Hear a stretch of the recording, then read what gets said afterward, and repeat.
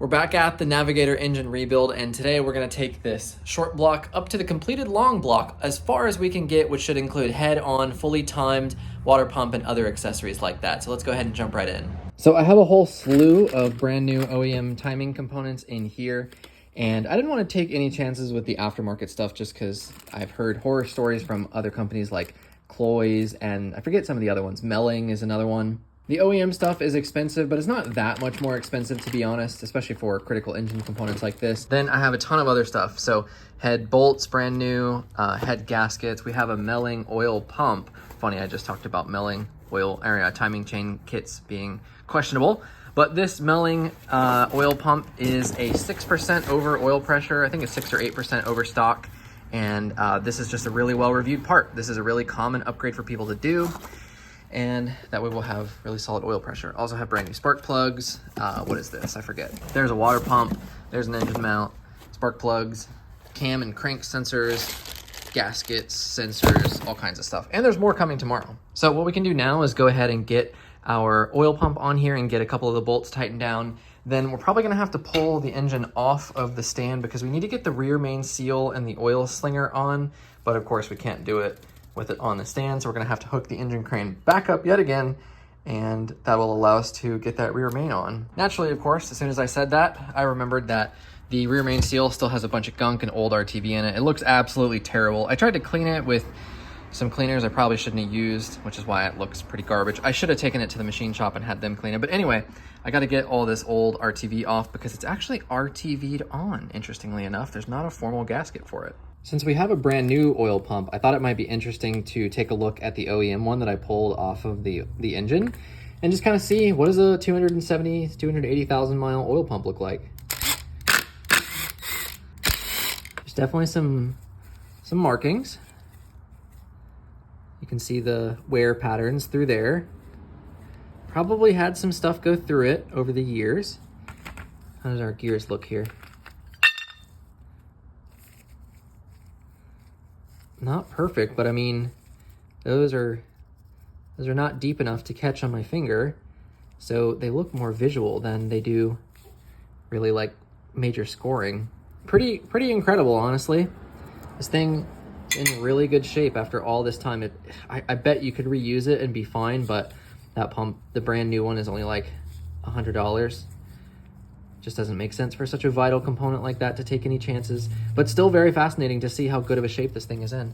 All right, so we'll go ahead and get this oil pump lined up. There's these little keys and these little flats on the crank that kind of need to line up. So I've tried to get the pump turned to fit those. We'll see if it just slots right on.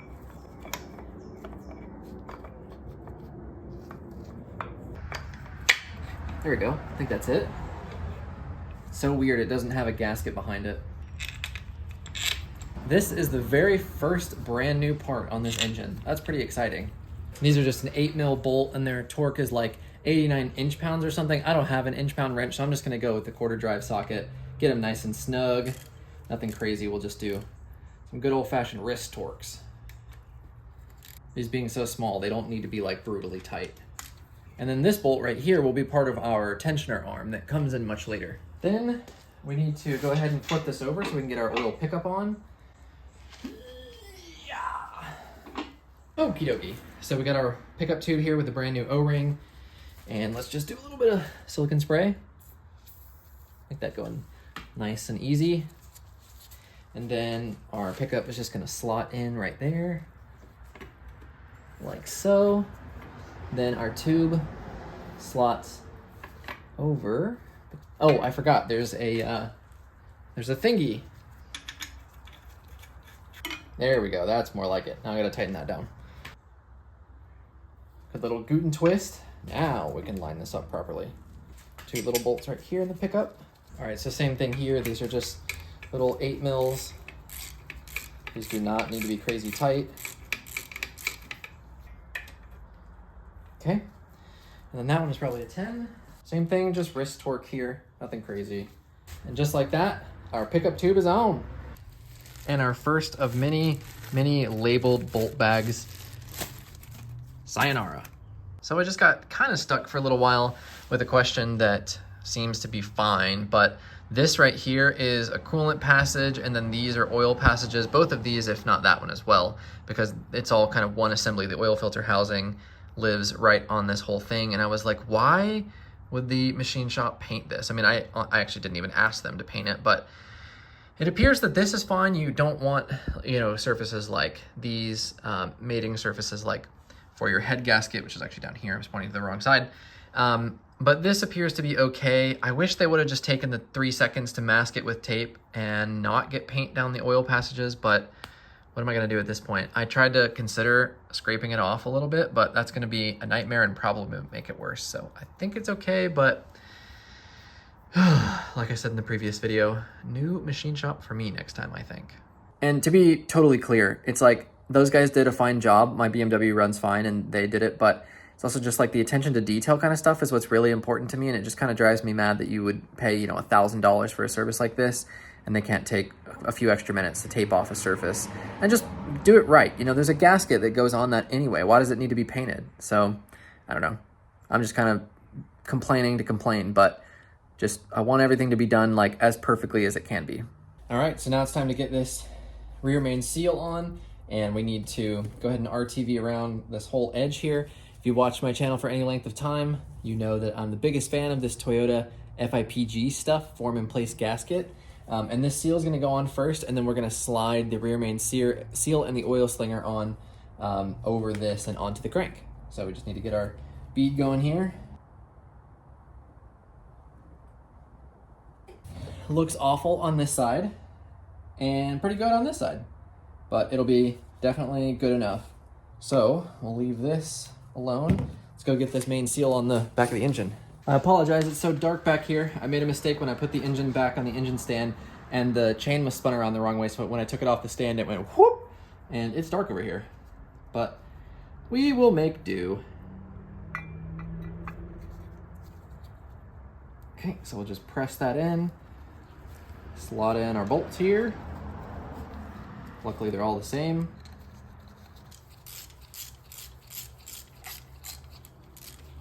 Alrighty, rear main cover is on. Now we need to get the actual seals in here. So I kind of half messed up, half not. In the previous video, you remember I used that tool to install the pistons into the cylinders, but I bought the OEM Ford rear main seal, which doesn't come with the little plastic installation tool to make it easier. I read in a random Facebook comment that this tool fits perfectly over that seal, and it sure does.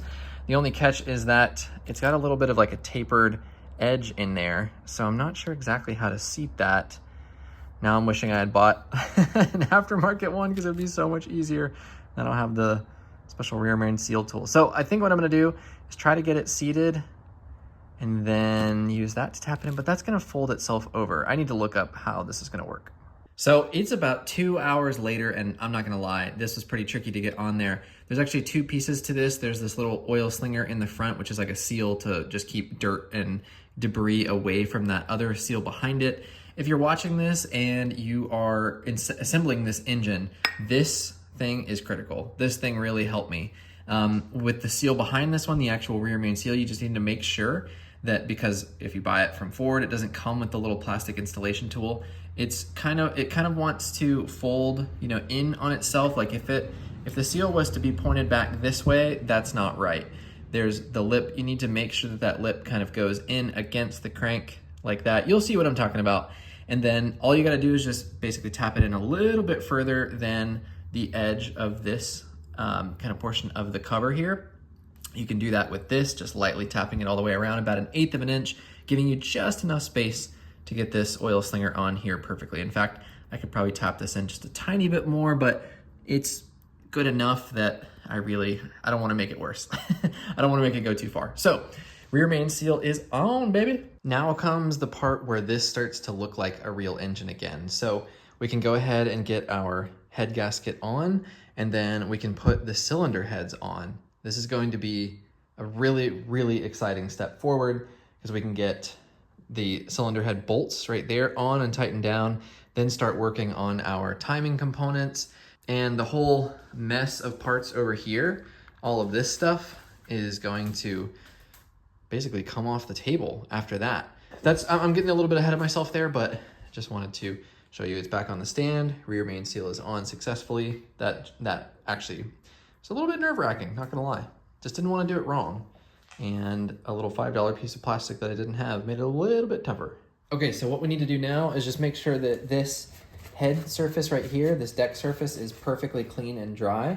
So I'm gonna hit it with a little bit of brake clean on this towel and just make sure that there's no obvious signs of fluid or contamination or anything like that. This should have been surfaced at the machine shop and it all looks good to me, but we just need to make sure that there's nothing there. Like there's some assembly lube right here. We wanna make sure all that is good to go and away from this deck surface, because these get tightened down so much. We wanna make sure everything is perfectly flat and clean.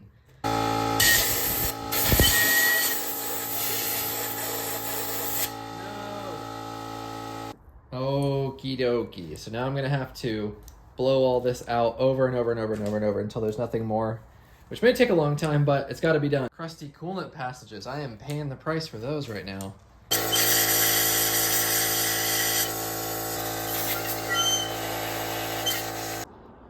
Well, that is not how I expected to spend the last 20-25 minutes of my evening. Covered in rust, and I think all the coolant passages are blown out, but look at how much is down there. It's kind of hard to see. That's just one of many, many times that I blew this off. And I turned on a fan to kind of blow things away, but my dumbass blew it onto the Land Cruiser. So a bunch of rust, dust all over the car. I'm an idiot. But why? Why was it like that? Why did it not come out of the machine shop when they were supposed to clean it? Ay, ay, ay. Always something. I mean, it's just like these coolant passages are still just so rusty. I hope that running some distilled water in it and maybe some sort of additive when we first run it will be fine, but and clean it out. We're gonna send it. A new day has dawned here in JJ's engine assembly studio. The morning light reveals our pain and suffering last night, trying to spray out all that rust crap.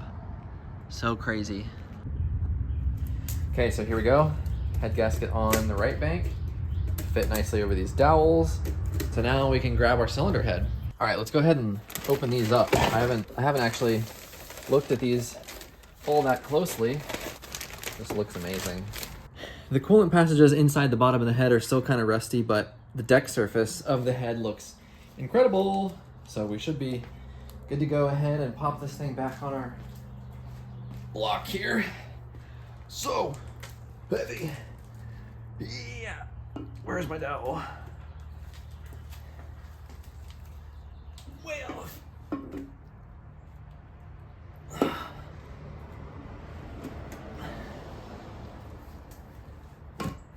we go.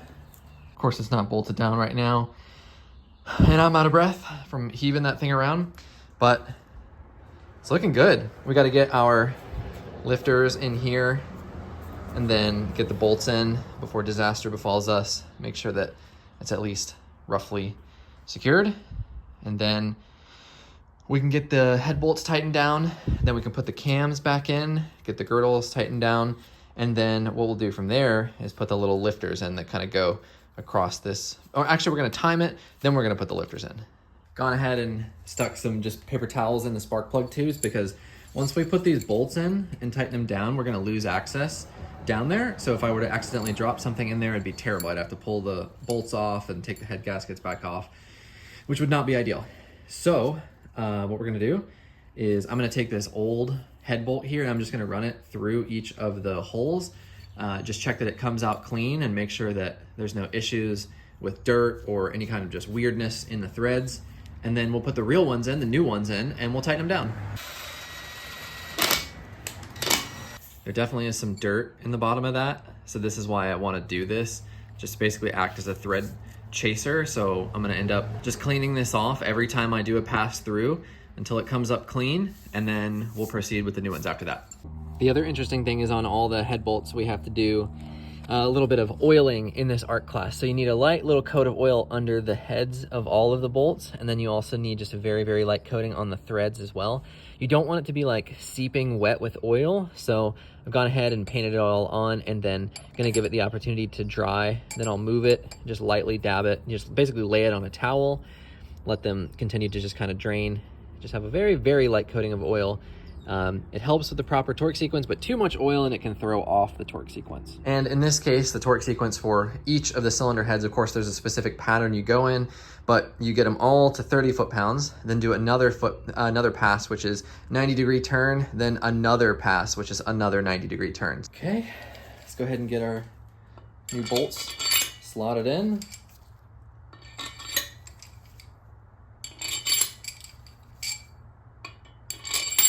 So it's interesting, I was gonna point this out before we get too far, that it's, I described the torque sequence is 30 foot-pounds, then 90 degree, then 90 degree.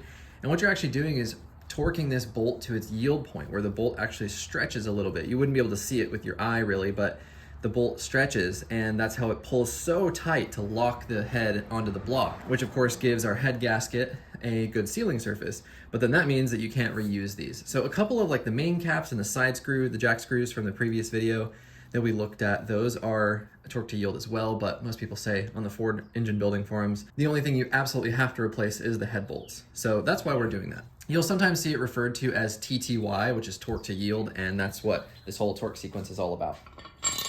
All right, so I'm just gonna run these down. I'm not gonna actually tighten them, but there is a sequence, and I'm gonna use this guide to follow each one. So we're working on the right-hand bank right now. So it's gonna be 1, 2, 3. You can kind of see it moving as it gets settled a little bit. 3, 4, 5. So now let's get our torque wrench out, and we're going to start it at 31 foot-pounds. Okay, so number 1 is first.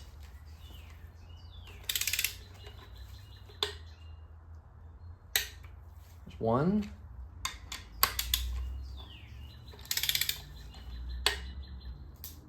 2, then we go 3,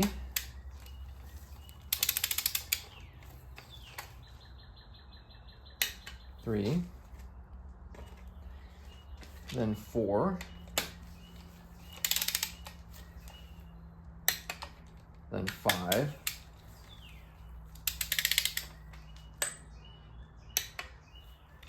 6. You can kind of hear everything like creaking as it gets torqued down, and we still got a long way to go. 6, and 7. Oh no, 7 here.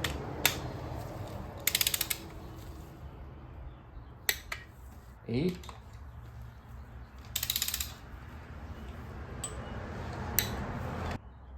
9, and then last but not least is number 10 over here in the back left corner.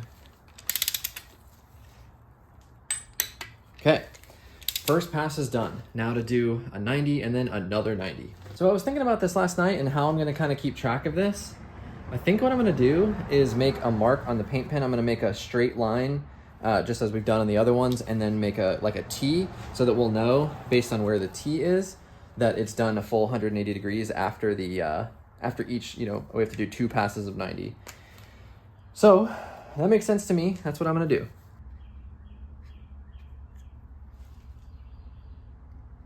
Okay, so here's what I meant.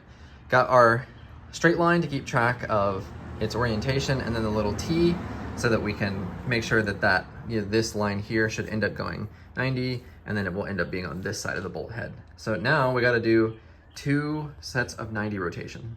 Oh, oh no. I did the first pass of 90 and I wasn't recording. I'd never make that mistake, and now I've done it in the past 2 videos in a row. So annoying. Well, now you get to enjoy watching me do it on the second pass, which is going to be harder because it's another 90. Okay, number 1. Okay, perfect. 2. Okay, then 3.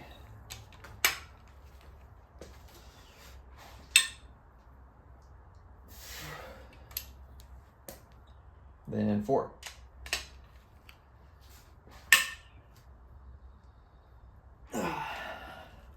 And last but not least, number 10.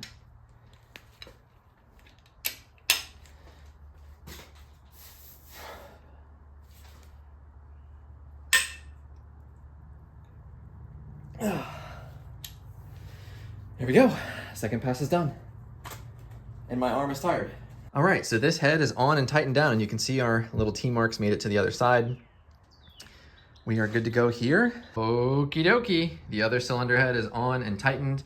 Went ahead and taped over the intake manifold runners so nothing falls in those. But now we can go ahead and get the camshafts reinstalled. So there's a couple of things we need to do is to put the little, I guess they're lifters right here into all of these holes on all of the sides. I kept meticulous order of them. So the right-hand bank is over here. Then the exhaust side and the intake side, these are all front to back as it goes all the way down. So what I'm gonna do is just clean those up, oil them with some fresh oil and some assembly lube, or maybe just assembly lube actually, and then slot them into each side here. And we're gonna keep chugging along, make this thing look more like an engine. Okay, so we're gonna start by assembling our right-hand bank, but I'm gonna blow it out with some compressed air first just to make sure that there's no major contaminants or anything. There actually was a good bit of dust and stuff in there, so that's good. What I find really interesting is that these camshaft journals don't actually have any bearings. Like, this is the bearing, the head is the bearing, and then there's these little caps, these girdles that go on top of them, and the upper halves of these are the bearings themselves too. So pretty interesting. So I think the right word is the lifter bores here, but those are all oil pressurized, so I'm just gonna stick a little drop of assembly lube in each one. So that way there's a little something to hold it in and a little bit of lubrication on that first start. And then my favorite phrase, nothing crazy. And then I was keeping track of these. These are front to back, top to bottom, like this. They just slot in like that. Oh, you know what? Oh, I did this wrong. It's actually, oh dang, I gotta take these back out in that same order. I messed up here. Oh, now they're stuck in there because of the assembly lube. No! They need to go this way because we're working on the intake cam right now. Shoot! Okay, that's gonna suck. Okie dokie, final 3. Put in order. Crisis averted. Okay, so now what we can do is make sure our camshaft is clean, put assembly lube in all of these journals. We can lay our camshafts back in, get our cam caps tightened down, and then we'll put the actual rollers in. Working with the intake cam first. And as usual, in Jonathan's art class, spread our lube around. We get our camshaft, lay it down in here, like so. Just gonna put a dot on the cam journal, or the camshaft itself, I should say. And this girdle goes right here, and this one goes right here. And then we'll just lightly tap those down, put our bolts in, run them down, and that will be one camshaft almost all the way installed. Same thing, lube up the exhaust side, exhaust cam in right here.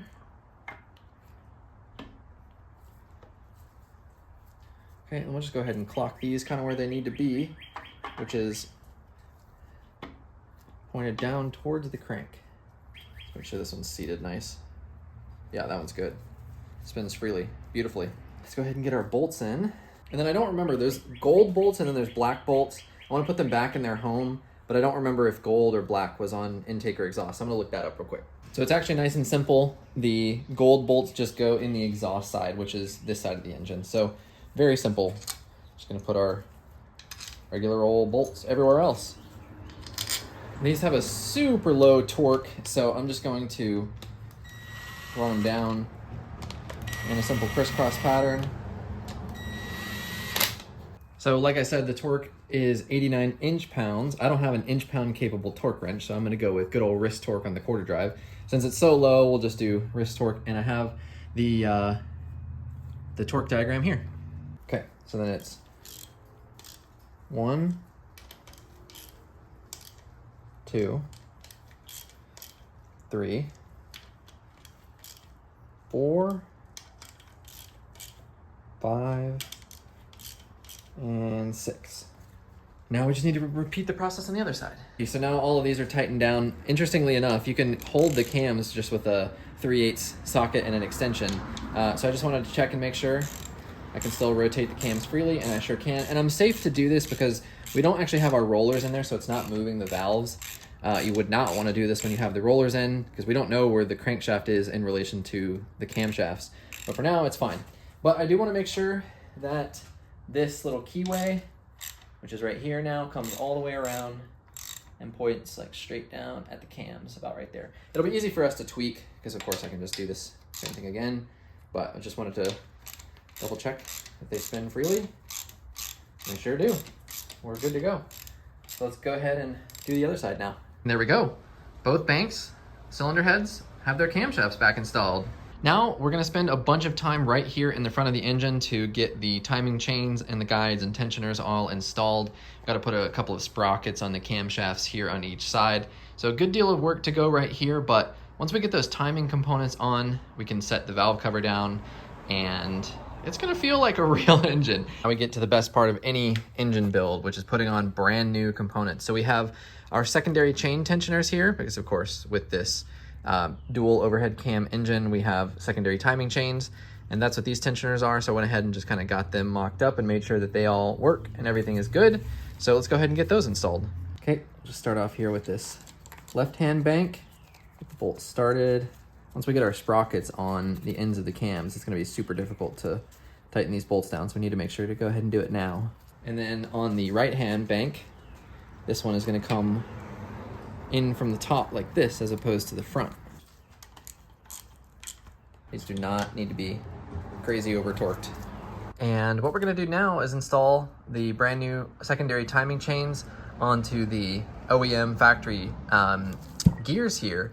And then I just wanted to show you, these are the old chains and they're still in great shape after all that time. So that's why I went with the OEM chains. They're a little bit more expensive, but it's definitely worth it. So the copper colored mark lines up with the little dot you can see on the gear there. And then the gears have the little keyway, and that's just gonna slot on here. So we'll have to double check that all these marks line up, you know, these gears and the primary chains when we connect it down to the crankshaft. In fact, this is kind of not working exactly how I want, but luckily I can move these cams by hand. And then you gotta pull it kind of over the tensioner, up and over. Get them all the way back, okay? Cool, so those are at least connected. Okay, so now that we got that lined up and we're sure, we can go ahead and pull this pin. And now there's all of our tension here, even before the oil pressure is kicked in on the secondary tensioner. Went ahead and repeated the same steps on the other side. So once again, boom, baby. Okay, so now we can go ahead and get the bolts and sprockets on. So I stopped a little bit ago and went to go check on some stuff because there's this spacer plate that needs to go on this intake cam. But I was confused because it's got this keyway, but there's nowhere for it to go. Turns out it just lives there. There's just no specific way that it goes. It just goes on, which feels weird. But that's how it goes. Then we take this bolt, we'll just run this down finger tight. We don't want to turn the cams. Then we have this big sprocket, and this one should face out like this. It's got a little keyway, so it's only gonna go on one way. Yeah, and we want this out like this because the dot, it has our timing mark on it. That was obvious. The backside doesn't have a dot, so we wouldn't know where to time it. Then just like seemingly everything on this engine, these get tightened to 30 foot-pounds, then a 90-degree turn. And like I turned the cams earlier in the back, we can hold on to it back here while we torque. So should be pretty easy. Let's go ahead and do it. Okay, does turn a little bit, but I guess that's okay. We can still work with that. That 90 is gonna be tough. 3/4 drive, breaker bar on one side, 1/2 inch on the other side. We did get a little bit of a turn already in.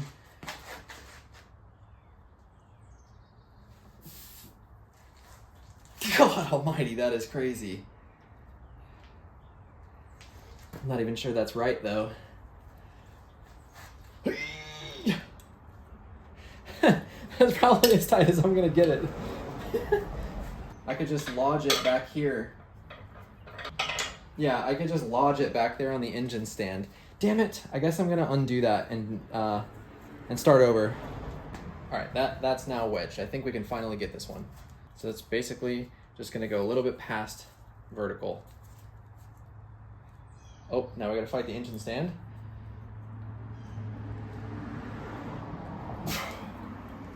That is some torques. I need to go a little bit more for it to be the proper 90. God, my elbow just popped.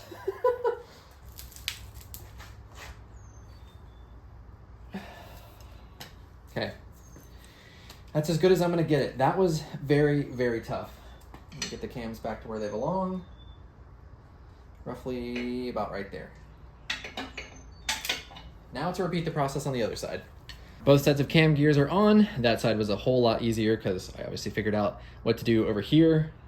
And now we can put our crank sprocket on and get our primary chains going. So we're actually not ready really for the crank bolt yet, but what I need to do is align this sprocket. This dot needs to be at the very bottom, but right now with the keyway, the dot is about up here. So I need to put this in and then rotate the crank by hand. There's no issues right now because all of our valves are fully extended, our lifters are not in, so there's no worry about piston to valve contact right now. So we can safely just turn this over by hand. I'm still gonna go slow just to double check and make sure, but no real issues right now.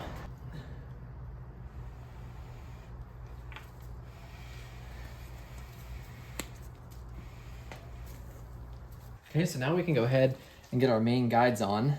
I don't recall which one is which. I think this one, like this. Which one is which?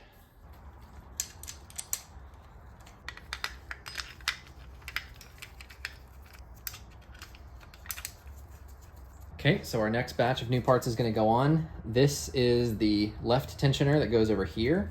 That one's gonna sit like this. And then one thing that's very surprising to me is this right tensioner is plastic. The other one is cast iron, and maybe there's a part number, like this has been superseded. The plastic one superseded the cast iron one, but not a fan. I would have rather had the cast iron, unless I just don't know what I'm talking about. But this is what came from the dealer, and I will send it, I guess. Yuck, more plastic. Although this is pretty common, I think, for these tensioner arms to be plastic. Again, this is dealer, hopefully it's good enough. Well, I just went and double checked that I have all the correct parts, all the part numbers are correct. And in fact, if you buy some of these aftermarket like Cloys and Melling, they are plastic on the right-hand side, so that just must be the new thing. And then for whatever reason, the left-hand one is still cast iron. But what I was just confused about is why does this tensioner sit almost at the end of this stud? This one sits further in, of course, because the chain sits further in. It's gonna ride on the back side of this sprocket here. But I was just confused, like this just can't, it just can't be right. But it also can't sit further in because then if you come and look, it's hard to see, but the tensioner no longer lines up with the gear, so then the chain's not gonna ride straight. You can probably see it from this way. So it does kind of have to live here because then also the little head of the tensioner is going to rest on this portion of the arm right there, kind of where it's supposed to. So I don't really like the fact that it sits that far off the stud, but it seems like that's just how it's meant to go. So let's go ahead and get the new primary chains on. Look at how quality this OEM primary chain is. It's got double links all the way down. And then just like our secondary chains, you can see that there is a double blue link right here, and that goes on the dot on the crankshaft. And then this little blue one right here goes on the camshaft. Easy peasy. So this needs to go like this. And that should just go. So I just turned the cams a little bit, and I'm hoping that now I can try this again. Okay, that's good down there. Try to keep the tension on it. This arm needs to come back out again. A bit of a balancing act here. Probably just need this to be turned a little bit more. There we go. Cool. So that blue one is here. Those two are down around the crank. And this arm will go in here. Okay, so now let's put the tensioner back. There we go. So once the tensioner pops, it'll pull the slack there, and we should be good. So here's what I was talking about on the bottom side, where that dot needs to be between the two colored links. As you can see, that's perfect. And then as we move up, the dot on the camshaft wheel right there is right at that blue dot. So now I just need to repeat the same process for the other side, and then we will have our engine in time and we can pull the pins. Alrighty, same process repeated on the other side. So let's go ahead and pull the pin. Ooh, look at that, no more slack. Tensioner be tensioning. And then one more. There we go. Yep, all good. Now I read online that as soon as we start turning this engine over, these marks are no longer going to line up until you turn the engine over 56 times, which sounds like a joke, but I guess that's just how it is. So as long as we know that we marked, aligned our blue dots with the crankshaft mark, we aligned our blue dot with our camshaft sprockets, we're good to go, which of course we know we did. We have evidence of it right here. So now what we need to do is go ahead and meticulously install our roller followers onto our valve stems. Okay, so step number one here is we need to put something down in the cylinder so we can keep track of where the piston is in relation to our camshaft. So we'll just stick that down in there, and we know the piston is really far down, obviously, because we can see how far down that fell. And what we need to do is make sure this cam lobe is pointed straight up right here. It needs to be up this way, so that way we can slip in that little roller follower. So we'll just get on the crank bolt, and we'll just turn. Oh, now we're fighting the valves on the other side, so it's a lot harder. So this one is our intake side, so let me go get that roller. So this side here, this flat side, goes onto the stem of the valve right there, and then the other one goes on top of the roller follower on the other side. So you kind of gotta like reach your hand in here, slip it, I know you can't see this, but over the valve stem, push it back, which gives you enough space to kind of rotate it over. And you kind of gotta press really hard with your fingers to get it fully seated, which I can't do. And then bringing you around here so you can see a little bit better, you gotta like press this up just a little bit so it kind of gets on this. And the best way I found to do that was to just give it a little assistance. So I just put like a socket or something kind of in here. I can kind of like, in this case, I might be able to just pry it on, but it's not, oh, there we go. But that's not seated. So now I have to basically hold it here so it doesn't slip back this way. And then you would, like I found I could like basically take a bolt, kind of do like this, but it requires 3 hands. Then I got to take this on the back side of that roller. I got to hold this at the same time. And the other problem is you can't hit it with your purse, which is what I was doing last night, because if you do that, then it just slides off. So you really got to like thunk it hard so it goes dunk up over that roller follower. Very tough. There is, I mean, really the way you're supposed to do this is get a valve spring compressor tool, and then it just makes the spring go so much further down, and then it's easier to seat them on. But I don't have that, and it's $160, so I will just suffer for a couple hours, save a little bit of money. So if I kind of hold all this together, I should just be able to, and see, then my jig kind of falls apart. I kind of got to reset here. You can see you got to hit it pretty damn hard, and you can kind of see how it bounces back. There we go. So that's what it takes, and you have to do this 16 times per each cylinder head. So that's what it takes to do one of them, and now I'm gonna do this 15 more times, and then we can finally proceed. So the misery is over with on this side. Got all 16 in. Took me about 35 minutes this time around, versus, like I said, nearly, I don't know, close to 2 hours it felt like on the other side. But I just went ahead and applied assembly lube to all the cam lobes and the chain guides and stuff, and so I wanna go ahead and just turn it over a couple times, just make sure everything is good. We can still spin freely. And then from there, we can put our front cover on, put our valve cover our valve covers on, and I mean, it's gonna look like a complete engine over here on the side. So I'm gonna do 2 full rotations. And you should be able to see the valve springs move with these rollers that we just installed. That's their purpose. Yeah, like this one right here. You can see it lifting up and down as the cam lobe was going around it. Pretty cool.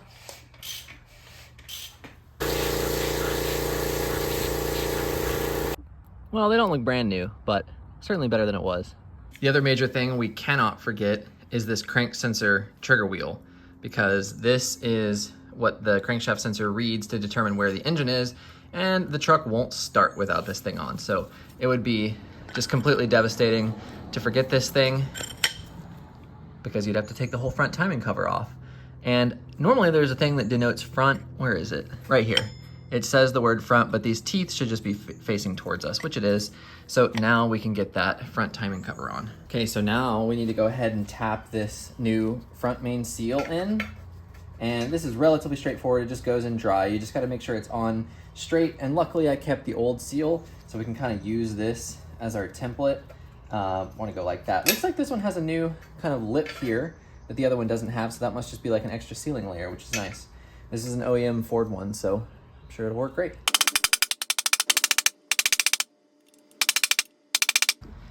Okay, our new front main seal is in. A little tiny bit of it actually tore off, which is insanely whack, but it's just kind of like this very edge. So I think it'll be fine since the rest of it is all seated in there. Nice and straight, and it looks good from the backside. So in case there's any issue with that torn bit on the seal, I do have another front main that came with this kit. Not gonna use that though since I had the OEM one, but now we can go ahead and lay our gasket in. Push it all the way in.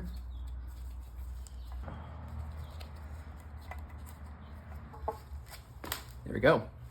Nice and pretty. Now I've got this template on where all the bolts go and which one is which. And then there is, of course, a specific torquing sequence. This right here. So I'm gonna go ahead and get that rolling. And of course, I forgot the bolts are horrifically dirty, so I'm gonna clean those as well. I think I've got them all sorted out, so it should just be like this pretty much. Should be some dowels I can line up on somewhere. Should be good. So then these big two studs can go down in the bottom and hold us in place. So I'm glad I stopped myself and went to go double check my work, because apparently you're supposed to put some gasket maker on these surfaces right here, like where the block and the head meet on both sides and on the other side. So I did not know that, and now I'll do it, and we'll prevent a probably really annoying leak if you don't do it. A little bit of FIPG in here, just a little dot, nothing crazy. Make sure that doesn't drip out. And I'll just kind of spread it in. Same thing here, just spread it in. And then we got to do the same thing to the other side. Okay, so we're all good to go. I was missing a bolt, which was this one right here, but luckily, since I've had to tear down 2 of these engines, I have 2 bags of timing cover bolts, which is so awesome. Pretty common bolt size, so it wouldn't have been the end of the world, but it would have been very, very annoying. So now we have to do 3 different passes on the torque here. 5, okay. We are torqued. Next up, we're going to prepare our valve covers to go on. And what we got to do is get these little bolts out of the center of these little grommets. Got brand new grommets here, and those go in all of these holes here. Then we have our spark plug tube gaskets. Those just chill like that, nice and easy. And then of course, these blue ones, just like you saw in the timing cover, are gonna run through here. So I'm gonna get that prepared on both sides. Then what we'll do is come back, more gasket maker right here where the timing cover meets the head on both corners, on both sides. Get that on, get the crank on, get the oil pan on, and then the water pump, and we'll see if we have time for anything else. What? Look at how much longer that is. I mean, it's definitely the right one for this side because it's got this 45 in it and then this bend, like that's all molded into it. But I cannot believe that just took me 45 minutes to lay in a stupid valve cover gasket. I've never had one that difficult. That is so insane. I ended up having to go like check the reviews, make sure everything was good. It was a part that fit, then go watch a video on the Felpro website on how to put on this stupid gasket. Like, never in my life have I needed to watch a video to lay a piece of rubber in a groove. That is crazy.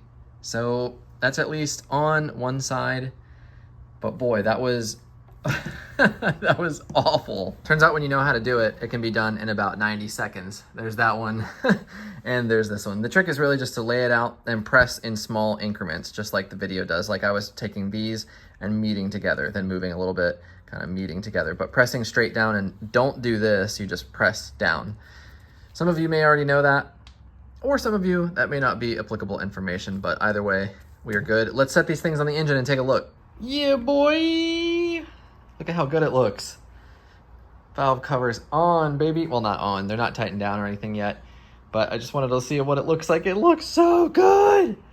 Got some really minor stuff like the water pump, the cam sensor, crank sensor, a couple other things like that, but we've made a massive amount of progress right here. This, to me, feels like we're just a couple of weeks away from putting it back in the truck and turning the key for the first time. I know there's a lot between now and then, but I am so stoked. Let's go ahead and get this one tightened down. Oh, pull out these. We need to put our gasket maker on these sealing surfaces, these front two. Just dot it across like that. Nothing crazy. I'll go ahead and do the other side. Okay. Set it on. Get one of our bolts lined up to hold it in place. I'll go through and do the rest. And then let's get the other one put on. We got a little bit of a time crunch with the FIPG.